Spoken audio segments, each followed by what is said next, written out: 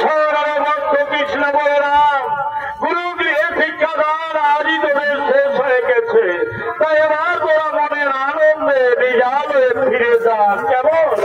হ্যাঁ হ্যাঁ যাবো গুরুদেব, যাবো, আমরা নিজাবে ফিরে যাব। কিন্তু গুরুদেব শুনিয়াছি শাস্ত্রের বচন, গুরু গৃহে শিক্ষাদান শেষ হয়ে গেলে নাকি গুরুকে গুরু দক্ষিণা দিতে হয়। তাই গুরুদেব এই গৃহে ফিরে যাবার কালে তুমি কিবা গুরু দক্ষিণা চাও আমাদের কাছে? কৃষ্ণ বলরাম, যে গুরু শিক্ষার বিনিময়ে দক্ষিণা নেয় সে কোনদিন প্রকৃত গুরু হতে পারে না। আমি আজও অবধি কারো কাছে কোনো গুরু দক্ষিণা নিই না, আর তোদের কাছ থেকে আমি কোনো গুরু দক্ষিণা চাই না। ফিরে যাও। ও দাদা, ও দাদা বলরাম, বলে না দাদা কি হবে উপায়? গুরুদেব তো আমাদের কাছে গুরু দক্ষিণা নিতে চাইছে না, আর এই গুরু দক্ষিণা যদি দিতে না পারি তাহলে যে আমাদের গুরু শিক্ষা সম্পূর্ণ থেকে যাবে দাদা। ওরে ভাই কৃষ্ণ, তার জন্য তুই করিস না চিন্তা। গুরুদেব আমাদের কাছে গুরু দক্ষিণা নিতে নাই বা চাইল, ওরে ভাই সর্বমুখে দাঁড়িয়ে আছে গুরু মাতা। চন্দ্রে ভাই একবার আমরা গুরু মাতার কাছে যাব, আর এই গুরু মাতাকে গিয়ে আমাদের মনের কথা খুলে বলবো, নিশ্চয়ই গুরু মা আমাদের করবে কৃপা। হ্যাঁ দাদা, তুমি ঠিকই বলেছো দাদা, তুমি ঠিকই বলেছো। তাই চলো দাদা, আমরা এখন গুরু মাতার কাছে যাবো।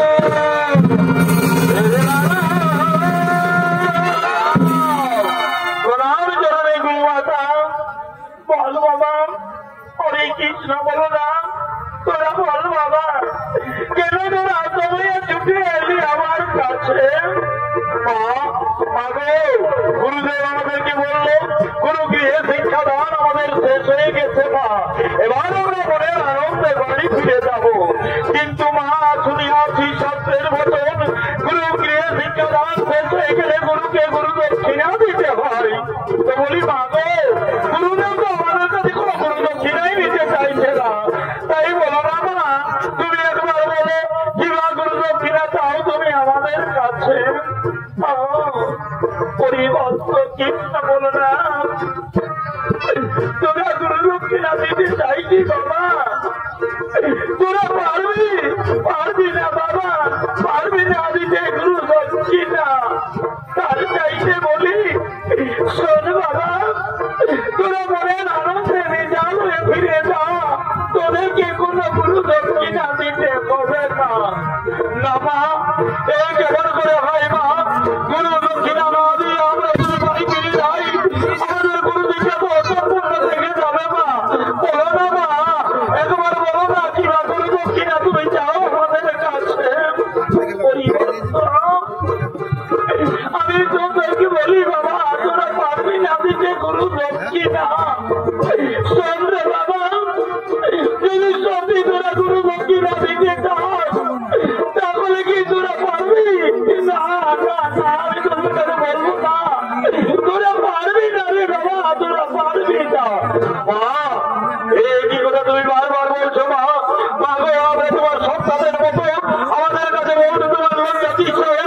বলো বাবা, একবার বলেই রাখো না মা। এই ভক্ত কৃষ্ণ বলো না, শোন বাবা, ঠিক তোদেরই মতো আমার এই সন্তান ছিল বাবা।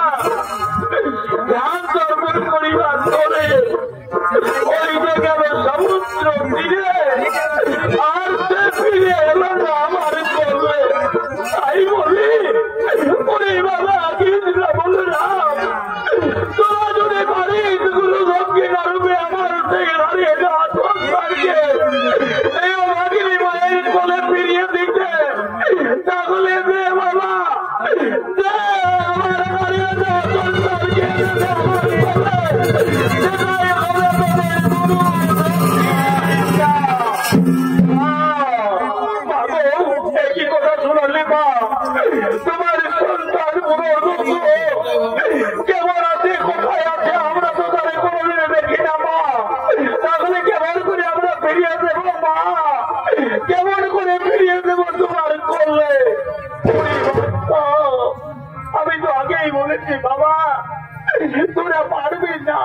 শোনলে বৎস শোন, ধ্যান তর্পণ করিবার তোরে গিয়েছে পুত্র সমুদ্রের তীরে, ওইতে গেল আর এলো না ফিরে।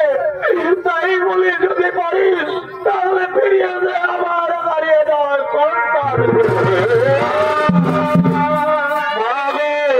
আজ আমি বসুদেব নন্দন কৃষ্ণ তোমার তরফ প্রতিজ্ঞা করে বলছি মা, আমরা বাড়ি ফিরে যাবো না মা, যেখানে তোমার সন্তান পুনর্মুক্ত ওই হারিয়ে দেওয়া সন্তানকে এনে দেবো মা তোমার কোলে।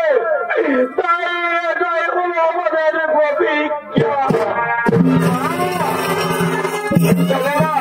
শেষবারের মতো আমাদেরকে কুটিরে গিয়ে কিছু আহার দেবে মা, আমরা সেই আহার খেয়ে বেরিয়ে পড়বো তোমার হারিয়ে যাওয়া সন্তানের সন্তানে। স্বামী গো, ওগো স্বামী, ওগো স্বামী বলবে না গো এখন কি করি, কুটিরে নেই কোন সম্পদ, আর কৃষ্ণ বলে আমি যাইছে আহার, আমি কেমন করে তুলে এসে বলতে